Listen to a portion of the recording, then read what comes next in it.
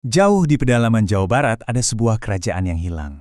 Kerajaan ini tuh nggak ninggalin istana emas atau perpustakaan megah, tapi justru petunjuk-petunjuk yang unik banget yang diukir di atas batu. Petunjuk yang nyeritain kisah seorang raja yang saking kuatnya, dia nandain dunianya pakai jejak kakinya sendiri. Oke, kita mulai dari sini ya. Coba lihat ukiran ini. Inilah pusat dari semua misteri kita. Selama lebih dari 1.500 tahun, batu ini nyimpan rahasia tentang kekuasaan, para dewa, dan cara klaim kepemilikan yang, nggak biasa. Dan yang paling menonjol, jelas sepasang telapak kaki itu. Ini pertanyaan yang menarik kan? Kalau sekarang kan gampang ya, kita punya sertifikat, akta, atau tanda tangan digital. Tapi ribuan tahun yang lalu, gimana coba caranya seorang raja bilang, ini semua punya gue? Jawabannya, ternyata jauh lebih awet daripada selembar kertas. Nah, kita masuk ke bagian pertama nih. Penting banget buat kita ngerti, ukiran-ukiran ini tuh bukan sekedar hiasan biasa. Ini adalah sebuah deklarasi kekuasaan, sebuah tanda tangan abadi yang ditinggalkan oleh seorang penguasa biar dikenang selamanya.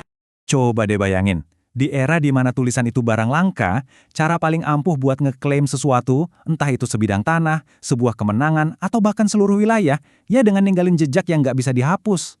Dan jejak itu adalah telapak kaki sang raja yang diukir di batu.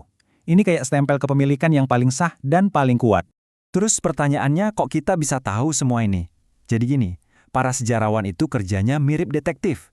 Dan bukti utama mereka adalah batu-batu bertulis ini, yang kita sebut prasasti. Anggap aja ini kayak dokumen resmi negara, tapi diukir di batu. Tiap ukiran ini jadi potongan puzzle dari kerajaan yang udah lama hilang. Dan ternyata petunjuknya itu nggak cuma dari satu sumber loh. Para ahli nggak cuma ngandelin sumber-sumber lokal, kayak berbagai prasasti yang ditemuin di Jawa Barat, tapi juga catatan dari penjelajah asing, contohnya Fahian dari Tiongkok. Nah, semua ini kalau digabungin, ngasih kita gambaran tentang sebuah peradaban yang ternyata udah maju banget pada zamannya. Oke, sekarang kita coba susun puzzle-nya ya. Jadi, di mana sih kerajaannya? Dan kapan mereka berkuasa? Petunjuk-petunjuk di batu ini mulai ngebuka identitas dan lokasi dari kerajaan misterius ini. Biar kebayang, kita lihat timeline ini dulu. Jauh sebelum kerajaan Sunda dan Galuh yang mungkin lebih kita kenal, Tarumanegara itu udah eksis di abad keempat Masehi. Mereka ini salah satu pionir kerajaan Hindu-Buddha di Nusantara yang ngejadiin mereka pemain kunci di babak-babak awal sejarah Indonesia. Dan inilah dia, Kerajaan Tarumanegara. Berdasarkan lokasi penemuan prasasti-prasastinya, para ahli berhasil memetakan wilayah kekuasaannya yang luas banget di sepanjang pesisir utara Jawa Barat, dari Banten sampai Cirebon. Artinya, kerajaan ini nguasain jalur-jalur sungai dan perdagangan yang super penting. Ya dari situlah sumber kekuatan mereka. Nah ini ada fakta keren banget yang nyambungin sejarah kuno ini langsung ke zaman kita sekarang.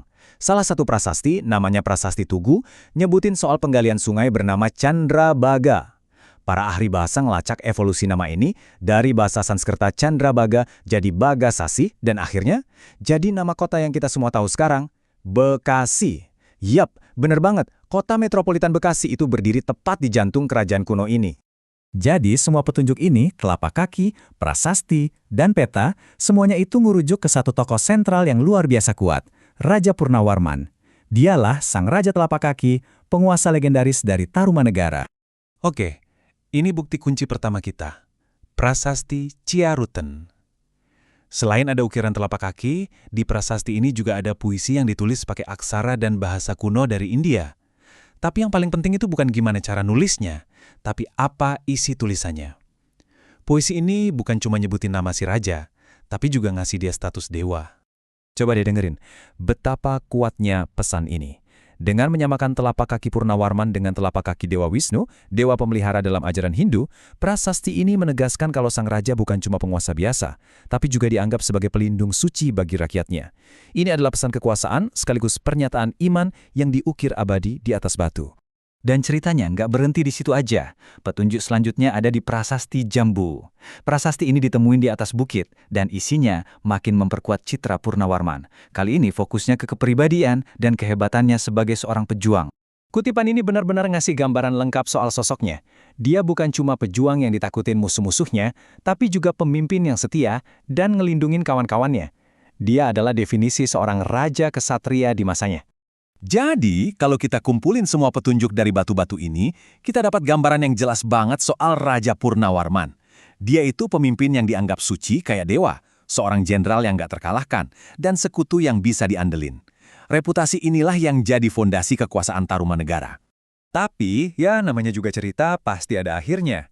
Kekuasaan Purnawarman yang begitu besar dan kerajaannya yang megah ternyata nggak bertahan selamanya. Seiring berjalannya waktu, Tarumanegara mulai beredup dari panggung sejarah, dan justru muncul misteri-misteri baru.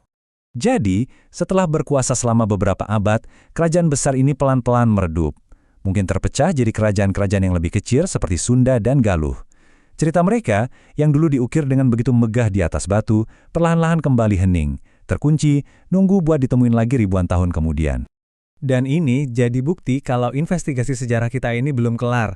Lihat deh prasasti Pasir Awi ini. Di sini kita nemuin lagi sepasang telapak kaki, tapi tulisannya beda, pakai aksara ikal yang misterius banget. Sampai hari ini loh, belum ada satu orang pun yang berhasil mecahin artinya. Ini kayak pengingat buat kita semua. Kalau sejarah itu bukan buku cerita yang udah tamat. Masih ada banyak bab yang halamannya masih terkunci rapat. Nunggu kunci yang pas buat ngebukanya. Nah, ini yang bawa kita ke pertanyaan terakhir. Jejak kaki Purnawarman udah nyeritain kisah yang luar biasa tentang kekuasaan dan kepercayaan. Tapi, prasasti yang belum terpecahkan ini seolah-olah ngebisikin kalau masih banyak banget cerita yang tersembunyi. Sejarah itu ada di mana-mana di sekitar kita, terukir di banyak tempat, dan nunggu buat ditemuin. Pertanyaannya sekarang, kira-kira apa lagi yang bakal kita temukan selanjutnya?